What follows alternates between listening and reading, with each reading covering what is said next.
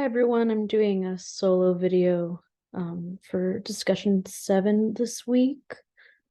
And two of the questions I was thinking, I don't have personal experience being in the counseling role yet, but I'll try to make this like what I would base off what I would like as that role in collaboration with other professionals, agencies, and clients.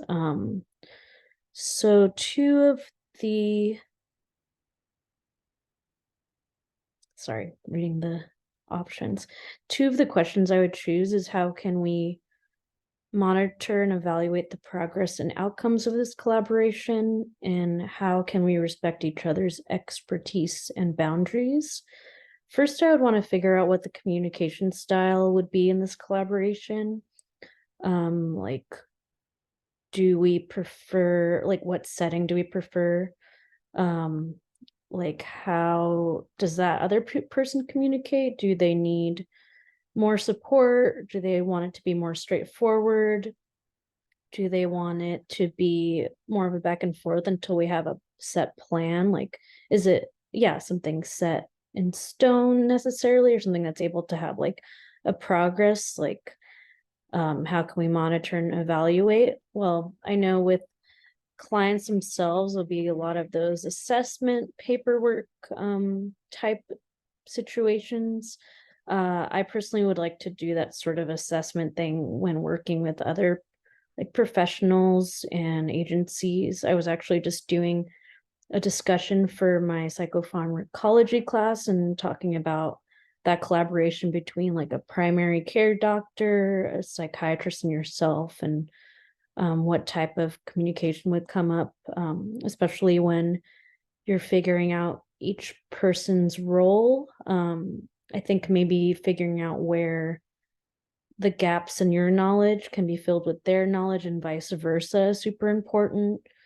Um, yeah, discussing what boundaries look like from the get-go, especially if there's like contracts involved. And yeah, I think for me, the open communication style is definitely necessary. And not having it be set in stone is also necessary, especially as like people grow, like clients will be growing during your time together. I'm sure they're going to be having just different psychiatrists or primary care doctors as well. So it's important to keep track of those changes. And if challenges arise for the clients, like what does that look like for you?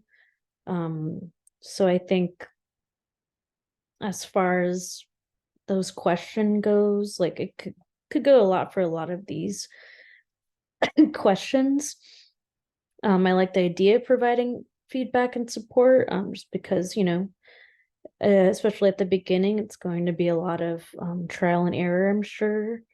Having grace for each other's like boundaries and expertise and seeing what that looks like during that process is definitely important. For me, I think having that like self-awareness and knowing the power dynamics between me and the client, or what it looks like for other professionals and me as well, is super important. So yeah, I'm a huge advocate for collaboration, so look forward to learning more about that.